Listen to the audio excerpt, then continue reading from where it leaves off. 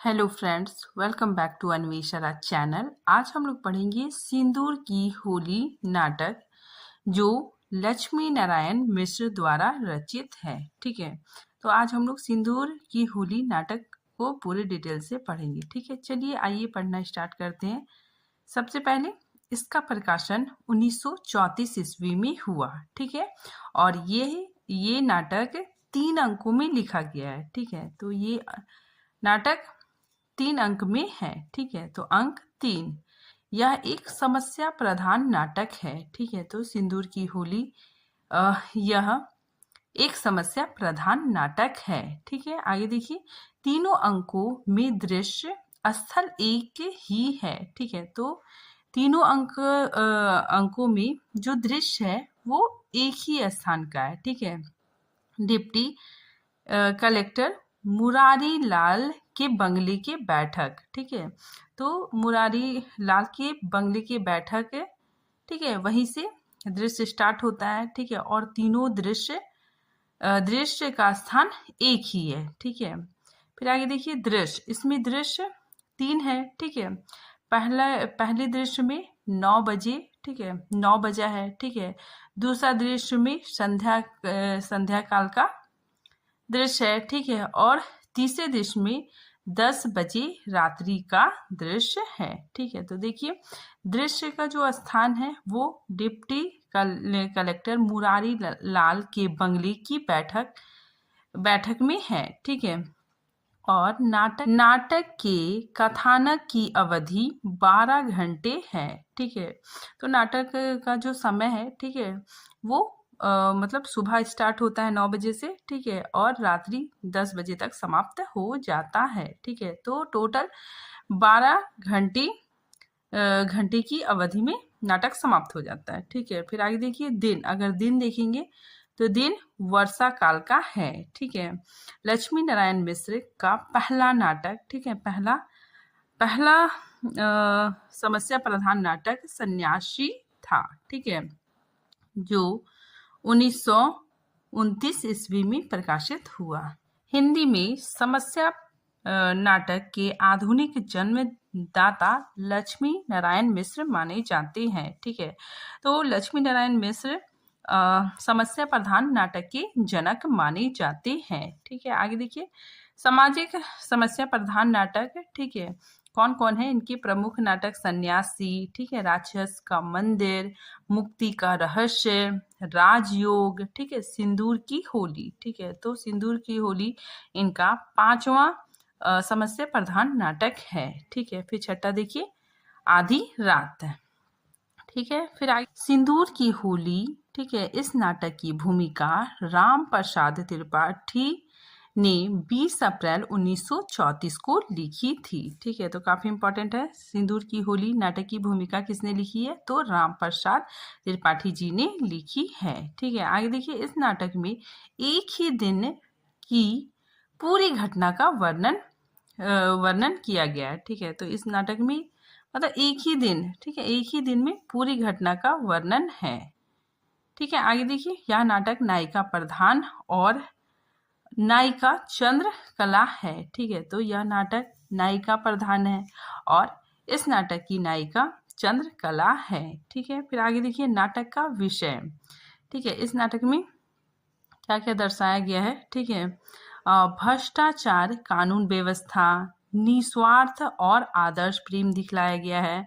विधवा विवाह का चित्रण किया गया है। जमीन जायदाद को लेकर पारिवारिक विवाद को दिखाया गया है और निर्दोष की हत्या। देखिए पात्र परिचय। ठीक है, इस नाटक के पात्रों को देखते हैं। ठीक है, तो इसमें कुल पात्रों की संख्या 9 है। ठीक है, पुरुष पात्र 7 है, स्त्री पात्र 2 है। ठीक है, मतलब इस नाटक में सिर्फ केवल 2 स्त्री पात्र है। ठीक है, और 7 पुरुष पात्र है। ठीक है, चलिए देखते हैं हम लोग पात्रों को। ठीक है, सबसे पहले मुरारी लाल।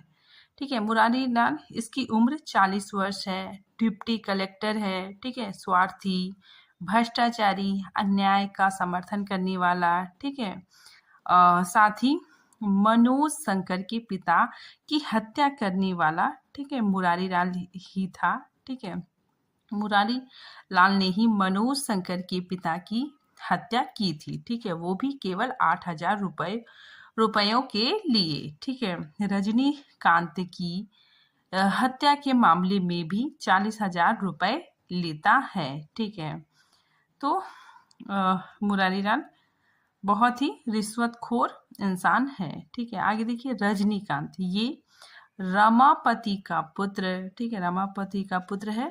ठीक है, इसकी आयु 17 से 18 वर्ष है। ठीक है, मतलब इसकी उम्र 18 वर्ष है और ये हरनंदन का भतीजा है। ठीक है, जिसे भगवंत, ठीक है, भगवंत ने हरनंदन के हाथों ही रजनीकांत को मरवा देता है। ठीक है, और रजनीकांत चंद्रकला का प्रेमी भी है। ठीक है, आगे देखिए भगवंत सिंह, ये पहले मजिस्ट्रेट था। ठीक है, फिर राय साहब हो गया। ठीक है, पहले मजिस्ट्रेट था, उसके बाद फिर राय साहब हो गया। ठीक है, नेक्स्ट पात्र देखिए मनोज शंकर। ठीक है, मनोज शंकर मुरारी लाल के मित्र का बेटा है। ठीक है, साथ ही मनोरमा के प्रति उसका प्यार झलकता है। ठीक है, नेक्स्ट पात्र देखिए माहिर अली, ये मुरारी लाल का पुराना मुंशी है। ठीक है, नेक्स्ट पात्र देखिए हरनंदन, हरनंदन भगवंत सिंह का विश्वास पात्र व्यक्ति है। ठीक है, रजनीकांत का चाचा है और उसके दिवंगत बाप का ममेरा भाई है। ठीक है, रजनीकांत के बाप का ममेरा भाई है और इसी के हाथों भगवंत सिंह ने रजनीकांत को मरवाया था। ठीक है, आगे देखिए डॉक्टर, डॉक्टर रजनीकांत की मृत्यु के बाद, ठीक है, मानसिक रूप से, ठीक है, चंद्रकला बीमार हो जाती है। ठीक है, तो चंद्रकला का चिकित्सक है। ठीक है, तो डॉक्टर चंद्रकला का इलाज करता है। अब देखिए स्त्री पात्र दो ही है। ठीक है, मनोरमा, ठीक है, ये इसकी उम्र 18 वर्ष है। ठीक है, 10 वर्ष की उम्र में यह मनोरमा विधवा हो गई थी। ठीक है, नेक्स्ट पात्र देखिए चंद्रकला। ठीक है, इसकी उम्र 20 वर्ष है, नाटक की प्रमुख पात्रा है। ठीक है, मुरारी लाल की बेटी है। ठीक है, मुरारी लाल की इकलौती संतान चंद्रकला है। ठीक है, रजनीकांत से प्रेम करती है। ठीक है, साथ ही रजनीकांत के हाथों अपनी मांग में सिंदूर भराकर, ठीक है, उसकी विधवा बन जाती है। ठीक है, फिर अब हम लोग देखते हैं कथा वस्तु। ठीक है, पहले अंक में क्या क्या दृश्य है, ठीक है, उसको हम लोग देखते हैं। ठीक है, तो देखिए कथा वस्तु पहले अंक का, प्रातः 9:30 बजे डिप्टी कलेक्टर मुरारी लाल के बरामदे का दृश्य है। ठीक है, मुंशी माहिर अली ने इंगित किया कि भगवंत सिंह और हरनंदन सिंह आ रहे हैं। ठीक है, तो जो माहिर अली है, ठीक है, ये मुरारी लाल को बताता है कि भगवंत सिंह और हरनंदन सिंह आपसे मिलने आ रहे हैं। ठीक है, फिर क्या होता है, उसके बाद भगवंत सिंह व हरनंदन 10,000 रुपए मुरारी लाल के लिए, ठीक है, मुरारी लाल को देता है। ठीक है, और 500 रुपए माहिर अली के लिए देता है। ठीक है, मुरारी लाल व भगवंत सिंह में अकेले बातचीत होती है।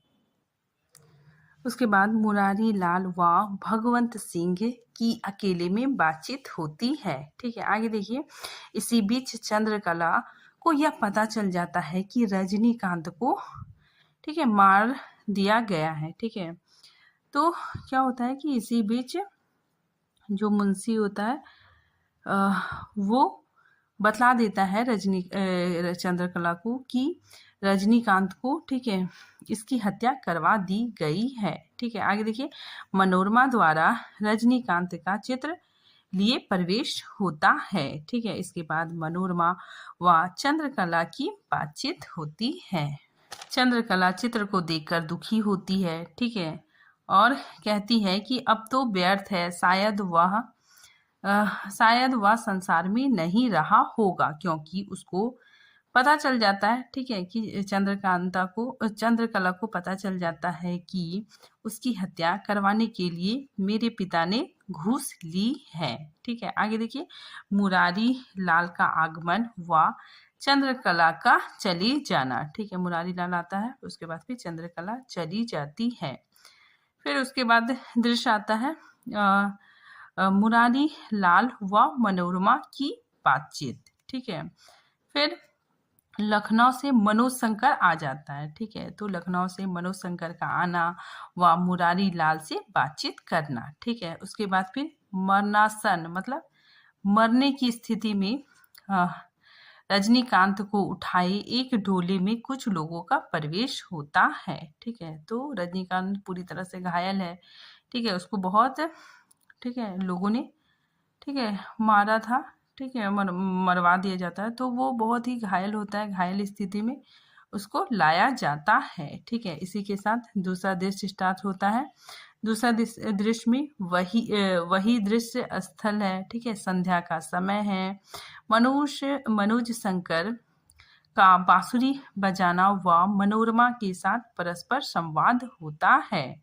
ठीक है, इसके बाद बेहोश चंद्रकला। ठीक है, चंद्रकला जब, ठीक है, रजनीकांत को मरना अवस्था में देखती है। ठीक है, पूरी तरह से घायल, ठीक है, उसके माथे से खून निकल रहा है, इस तरह देखती है, तो चंद्रकला बहुत ही ज़्यादा मतलब दुखी होती है, बहुत रोती है, चिल्लाती है। ठीक है, साथ ही बेहोश हो जाती है। ठीक है, तो अभी उसको डॉक्टर देखने के लिए आते हैं। ठीक है, तो उसी चीज़ का यहाँ पे वर्णन है कि बेहोश चंद्रकला रजनीकांत को मरणासन की स्थिति के कारण डॉक्टर देखने के लिए उसको आता है। ठीक है, फिर आगे देखिए, माहिर अली का अस्पताल से आकर सूचना देना कि रजनीकांत नहीं बचेगा। ठीक है, तो रजनीकांत बहुत घायल अवस्था में रहता है, तो उसको अस्पताल में भर्ती करवा दिया जाता है। ठीक है, और साथ ही इसके बाद माहिर अली आता है, ठीक है, अस्पताल से, और वो सूचना देता है कि रजनीकांत की हालत बहुत ही खराब है।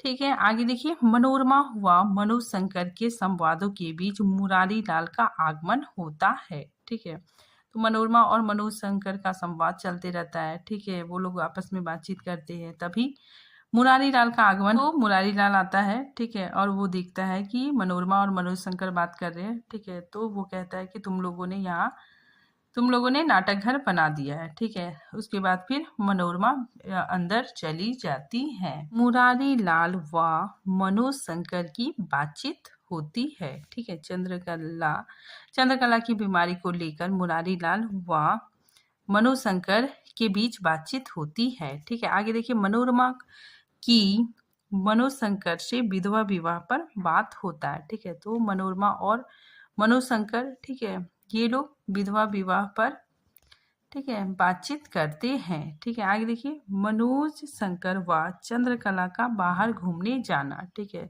तो क्या होता है कि मनोज शंकर चंद्रकला को लेकर बाहर घूमने चला जाता है। ठीक है, फिर माहिर अली का आगमन होता है। ठीक है, और वो राय साहब द्वारा 40,000 देने की खबर देता है। ठीक है, मतलब माहिर अली आता है और वो कहता है कि जो राय साहब है वो 40,000 रुपए दे रहे हैं। ठीक है, तो इसी में मुरारी लाल कहता है कि अच्छा ठीक है, तुम पैसा रख लो। ठीक है, फिर इसके बाद फिर तीसरा दृश्य। ठीक है, देखिए अब तीसरे दृश्य में क्या क्या घटनाएं होती है। वही दिन है, ठीक है, वही दृश्य स्थल है, समय रात के 10 बजे है। ठीक है, माहिर अली चुपचाप बैठा है, तभी मनोरमा का आगमन होता है। ठीक है, वह चंद्रकला और मनोज शंकर का भी वहाँ पे आगमन होता है। ठीक है, टहलकर वो लोग घूमने चले जाते हैं ना, तो चंद्रकला और मनोज शंकर भी आ जाते हैं। ठीक है, और मनोरमा भी आ जाती है। ठीक है, उसके बाद फिर माहिर अली द्वारा रजनीकांत की खराब हालत की सूचना देता है। ठीक है, तो माहिर अली, ठीक है, सूचना देता है कि रजनीकांत की हालत अब खराब है। ठीक है, वो अब मतलब नहीं बचेगा। ठीक है। इसी में तो चंद्रकला उद्विग्न हो जाती है, ठीक है, घबरा जाती है और कहती है कि मैं अभी अभी अभी अस्पताल से रजनीकांत को देखकर आ रही हूँ, ठीक है। तब उसकी हालत खराब नहीं थी, ठीक है। तो चंद्रकला बहुत बेचैन हो जाती है जब माहिर अली कहता है कि रजनीकांत की हालत बहुत खराब हो रही है। तो चंद्रकला कहती है कि नहीं, मैं तो अभी अभी अस्पताल से उसे देखकर आ रही हूँ, ठीक है। वो तो मतलब जब मैं उससे मिली तो वो मतलब ठीक ठाक था, ठीक है। आगे देखिए, मनोज शंकर का माहिर अली के साथ अस्पताल जाना, ठीक है। तो मनोज शंकर कहता है कि मैं भी अस्पताल जाऊंगा, ठीक है। दोनों अस्पताल चले जाते हैं और रास्ते में माहिर अली सारी बात मनोज शंकर को बता देता है, ठीक है। मनोज शंकर के पिता की हत्या का रहस्य माहिर अली मनोज शंकर को बता देता है कि उसके पिता की हत्या मुरारी लाल ने ही की थी, ठीक है। मुरारी लाल ने ही भांग पिलाकर, ठीक है, तुम्हारे पिता को भांग पिलाकर नाव से धक्का दिया था, ठीक है, वो भी केवल 8,000 रुपए के लिए। अब चंद्रकला की मनोरमा से बातचीत शुरू होती है, ठीक है। ये लोग चले जाते हैं, तब चंद्रकला और मनोरमा के बीच बातचीत शुरू होती है, ठीक है। चंद्रकला कहती है कि तुम 8 वर्ष में विधवा हुई और आज मैं 20 वर्ष में विधवा हो गई, ठीक है। मनोरमा को बहुत ही आश्चर्य होता है, ठीक है। वो सोचती है कि ये कैसे हो सकता है, ठीक है। इसका विवाह ही नहीं हुआ, ठीक है, ये विधवा कैसे हो सकती है, ठीक है, इसका विवाह ही तो नहीं हुआ है, ठीक है। तभी कुर्सी में बैठी चंद्रकला गर्मी के कारण सिर के ऊपर से साड़ी हटा देती है। तब मनोरमा देखती है कि उसके माथे पर सिंदूर लगा हुआ है, ठीक है। मनोरमा पूछती है कि ये सिंदूर, ठीक है। तो चंद्रकला कहती है कि मेरा विवाह जो हुआ है। मनोरमा कहती है कहाँ? चंद्रकला कहती है अस्पताल में, ठीक है। चंद्रकला गंभीर होकर सारे घटना का विवरण देती है, ठीक है। तो सारी घटना का विवरण देते हुए कहती है कि मैं अपने साथ सिंदूर ले गई थी, ठीक है। मैं अपने साथ अस्पताल सिंदूर लेके गई थी, ठीक है। जब मैं रजनीकांत से मिलने जा रही थी तो मैं अपने साथ सिंदूर ले गई थी। वहां एक लालटेन रखा हुआ था, ठीक है। कोई कंपाउंडर उस लालटेन को उठाकर ले गया था, ठीक है। अंधेरा हो गया, मुझे मौका मिल गया, मैंने अपने माथे पर उसके हाथों से सिंदूर लगवा लिया, ठीक है। रजनीकांत के हाथों से चंद्रकला ने सिंदूर लगवा लिया, ठीक है। फिर चंद्रकला कहती है कि देखो कैसी सिंदूर की होली खेली गई है, ठीक है। मनोरमा बहुत बेचैन हो जाती है, ठीक है। और इसी बीच उसका बातचीत शुरू होता है, ठीक है। फिर उसके बाद फिर मुरारी लाल का आगमन होता है, ठीक है। मुरारी लाल का चंद्रकला पर क्रोध परंतु मनोरमा द्वारा बीच बचाव, ठीक है। तो इसके बाद क्या होता है कि मुरारी लाल आ जाता है, ठीक है। वो चंद्रकला पे बहुत क्रोधित होता है, ठीक है। तो देखिए चंद्रकला के पिता मुरारी लाल बड़े क्रोधित होते हैं, चंद्रकला से कहते हैं कि मेरे सामने लाज आ रही है, भरे अस्पताल में उसके सिर पर हाथ रखने में, उसके तलवे सहलाने में तुम्हें लाज नहीं आई, मैं कल किस मुंह से कचहरी जाऊंगा, ठीक है। तो मुरारी लाल अपनी बेटी पे बहुत क्रोधित होता है, ठीक है। आगे देखिए, माहिर अली व मनोज शंकर का आगमन होता है, ठीक है। माहिर अली ने रास्ते में ही उसके पिता की मृत्यु के रहस्य बता देता है, ठीक है, कि भांग पिलाकर नाव से नदी में ठेला था मुरारी लाल ने, सो भी केवल 8,000 रुपए के लिए, ठीक है। मुरारी लाल मनोज शंकर का आपसी संवाद होता है, ठीक है। तो जो मनोज शंकर है, ठीक है, वो मुरारी लाल से प्रश्न करता है कि आपने ऐसा क्यों किया, ठीक है। तो इसी तरह संवाद चलता है। इसके बाद मुरारी लाल द्वारा अपनी पुत्री चंद्रकला को क्रोध करना, ठीक है। तो मुरारी लाल क्या होता है कि अपनी पुत्री पे क्रोध करता है, ठीक है, क्योंकि चंद्रकला बहुत सुंदर सज धज कर आई हुई थी, ठीक है। सामने सिर खुला हुआ था, ठीक है। मनुशंकर ने आगे बढ़कर देखा कि उसके सर पर सिंदूर लगा हुआ है।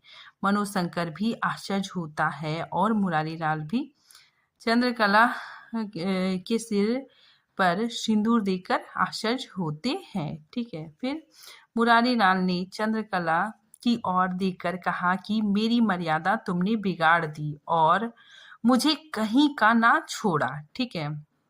इसके बाद चंद्रकला निर्भीक होकर उत्तर देती है कि मैं सदैव आपके लिए पश्चाताप करती रही हूँ। चंद्रकला कहती है कि जैसे कि आप देख रहे हैं मेरे सर पर ये सिंदूर है। ठीक है। ये सिंदूर उस 50,000 के पश्चाताप है। ठीक है। जो आपने रजनीकांत को मरवाया गया। ठीक है। तब उसके लिए आपने घूस ली थी। ठीक है। तो चंद्रकला कहती है कि मेरे सिर में जो सिंदूर है वो आपके 50,000 के पश्चाताप का है। ठीक है। जो आपने रजनीकांत को मरवाने के लिए, ठीक है, घूस ली थी। ठीक है। मेरा कोई भी काम ऐसा नहीं हुआ जो कि आपके लिए कहकर चुप हो जाती है। में मुरारीलाल के संक्षिप्त प्रश्न और चंद्रकला के उत्तर के साथ नाटक समाप्त हो जाता है। ठीक है। मुरारीलाल प्रश्न करता है कि अब क्या होगा। तभी चंद्रकला संक्षिप्त उत्तर देती है कि आपने कृपा कर मुझे इतनी शिक्षा दे दी है कि मैं अपना निर्वाह कर सकूं। इस उत्तर के साथ नाटक समाप्त हो जाता है। ठीक है। और इस नाटक में ये बताया गया है कि जो कोई भी बुरा कर्म, ठीक है, करता है, ठीक है, जो हम बुरा कर्म करते हैं उसका किसी न किसी रूप में हमें भुगतना पड़ता है। ठीक है। मतलब इस नाटक में यही बताया गया है कि जो बुरा कर्म हम करते हैं, ठीक है, उसका भुगतान हमें किसी ना किसी रूप में करना पड़ता है। ठीक है। अब हम लोग देखते हैं महत्वपूर्ण पंक्तियां। ठीक है। पहले अंक की महत्वपूर्ण पंक्तियां। ठीक है। बरसात का दिन है, प्राय एक पहर दिन चढ़ चुका है, लेकिन आकाश में घने बादल होने के कारण मालूम हो रहा है कि अभी सवेरा हो रहा है। ठीक है। देखिए, स्थान डिप्टी कलेक्टर मुरारीलाल का बंगला है। ठीक है। चंद्रकला कहती है अच्छा तो आप मुझे क्षमा करें। ठीक है। फिर मुरारीलाल कहता है यह क्षमा तुम नहीं मांग रही हो, तुमको जो मैंने बीए तक अंग्रेजी पढ़ा दी तुम्हारी वही पढ़ाई क्षमा मांग रही है, जाओ भीतर। आजकल की शिक्षा, ठीक है, देखिए ये जो हाईलाइट किया गया है काफी इंपॉर्टेंट है। ठीक है। ये मुरारीलाल कहता है कि आजकल की शिक्षा में शब्दों का खिलवाड़ खूब सिखाया जाता है। ठीक है। Very very important.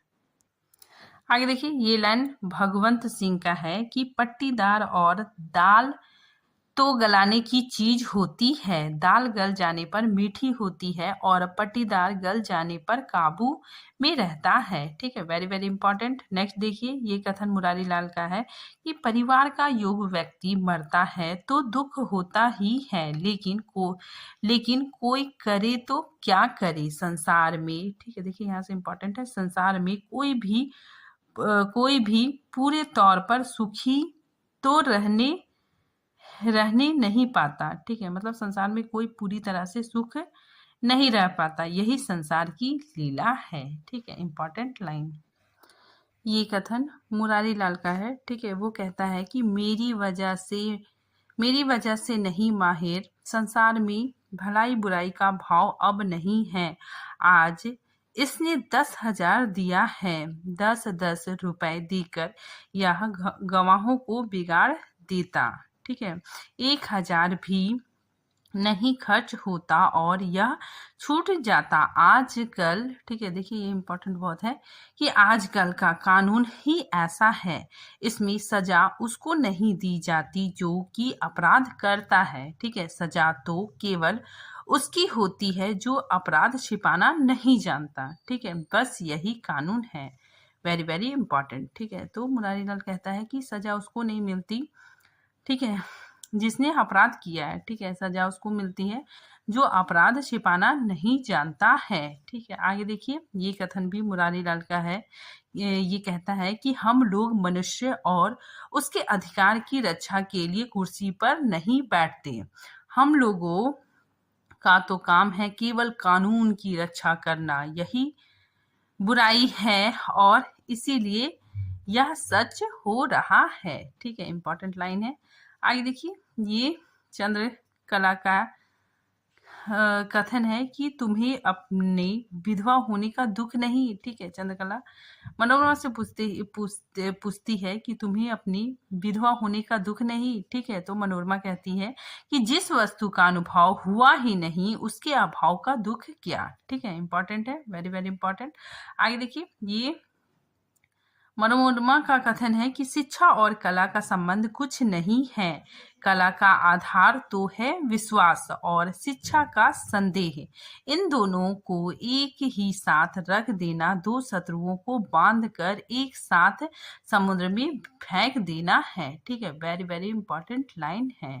ठीक है, नेक्स्ट देखिए, ये भी बहुत ज्यादा इंपॉर्टेंट है। ठीक है, चंद्रकला कहती है कि चित्र का नाम क्या रखा तुमने। ठीक है, यौवन के द्वार पर, लेकिन इसका नाम होना चाहिए था मृत्यु के द्वार पर। ठीक है, तो इम्पोर्टेंट है। जो मनोरमा है, ठीक है, वो रजनीकांत का चित्र बनाती है। ठीक है, और वो नाम रखती है यौवन के द्वार। ठीक है, तो चंद्रकला चित्र को देखकर कहती है कि तुमने यौवन के द्वार पर नाम लिखा है। ठीक है, लेकिन इसका नाम होना चाहिए था मृत्यु के द्वार पर। ठीक है, फिर आगे देखिए, ये कथन मनोरमा का है कि कानून और कला का साथ नहीं हो सकता। ठीक है, नहीं हो सकता ना। कानून दंड देगा, कला क्षमा करेगी। कानून संदेह करेगा, कला विश्वास करेगी। ठीक है, इंपॉर्टेंट है। नेक्स्ट देखिए, ये मनोरमा का कथन है। ठीक है, वेरी वेरी इंपॉर्टेंट है। ठीक है, ये कहती है कि पुरुष आंख के लोलुप होते हैं। विशेषता स्त्रियों के संबंध में मृत्यु शैया पर भी सुंदर स्त्री इनके लिए सबसे बड़ा लोभ हो जाती है। ठीक है, इंपॉर्टेंट लाइन है। आगे देखिए, ये भी मनोरमा का कथन है कि कला की साधना अपने लाभ के विचार से नहीं होती। ठीक है, तो कला की साधना अपने लाभ के विचार से नहीं होती। ठीक है, अब हम लोग दूसरे अंक के महत्वपूर्ण पंक्तियों को देखेंगे। ठीक है, तो दूसरे अंक में संध्या हो रही है। ठीक है, देखिए, ये कथन मनोरमा का है। ठीक है, वेरी वेरी इंपॉर्टेंट है। मनोरमा कहती है कि पुरुष का सबसे बड़ा रोग स्त्री है और स्त्री का सबसे बड़ा रोग पुरुष है। ठीक है, यह रोग तो मनुष्यता का है और शायद मनुष्यता के विकास के साथ ही साथ इसका भी विकास हुआ है। ठीक है, इंपॉर्टेंट है। नेक्स्ट देखिए, मनोज शंकर। ठीक है, ये कथन मनोज शंकर का है। ठीक है, इंपॉर्टेंट है। ये कहता है कि स्त्री के लिए ज्ञान और विद्या का कोई मूल्य नहीं। ठीक है, प्लेटो के प्रजातंत्र में कवि को कोई स्थान नहीं मिला था। ठीक है, उसी तरह स्त्री के प्रेम तंत्र, ठीक है, स्त्री के प्रेम तंत्र में बुद्धि और ज्ञान को कोई स्थान नहीं मिला है। ठीक है, वेरी वेरी इंपॉर्टेंट लाइन है। ठीक है, नेक्स्ट ये कथन मनोज शंकर का है। ठीक है, मनोज शंकर कहता है कि प्रेम करना विशेषतया स्त्री के लिए कभी बुराई नहीं। स्त्री जाति की स्तुति केवल इसलिए होती है कि वो प्रेम करती है। प्रेम के लिए ही उनका जन्म होता है। स्त्री चरित्र की सबसे बड़ी विभूति, उसका सबसे बड़ा तत्व प्रेम माना गया है और उस पर भी यह तो उसका पहला प्रेम था। ठीक है, वो चंद्रकला के बारे में कहता है कि यह प्रेम उसका पहला प्रेम था।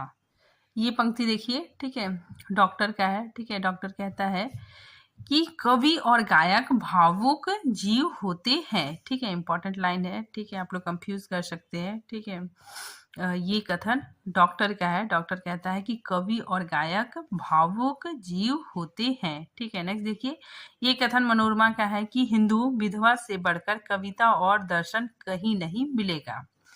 ठीक है, फिर नेक्स्ट कथन देखिए, ये मनोज शंकर का है कि प्रकृति के रास्ते पर लौट आना, निरोग होना दोनों बराबर है।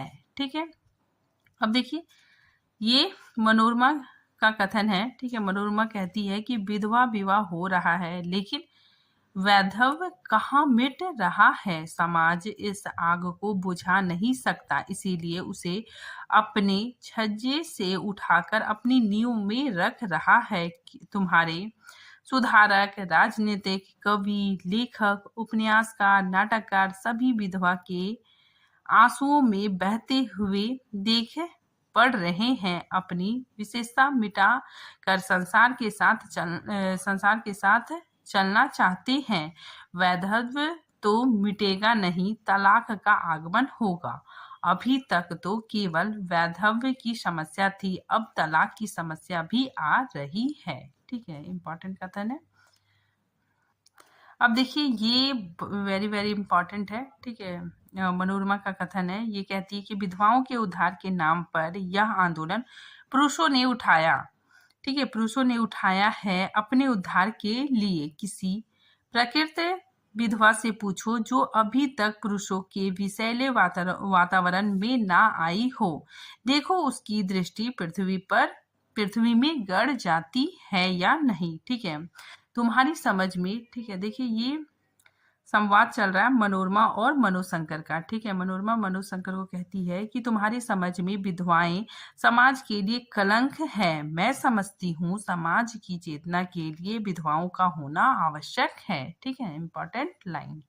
देखिए तीसरा अंक, ठीक है, तीसरे अंक में रात का दृश्य है। ठीक है, अब हम लोग तीसरे अंक के महत्वपूर्ण पंक्तियों को देखेंगे। ठीक है, तो देखिए ये चंद्रकला की पंक्ति है। ठीक है, चंद्रकला कहती है कि राम और सीता का, दुष्यंत और शकुंतला का, नल और दमयंती का, ठीक है, अज और इंदुमती का प्रेम प्रथम दर्शन में ही हुआ था। स्त्री का हृदय, ठीक है, यहाँ से इंपॉर्टेंट है, देखिए स्त्री का हृदय सर्वत्र एक है, क्या पूर्व, क्या पश्चिम, क्या देश, क्या विदेश। ठीक है, इंपॉर्टेंट लाइन है।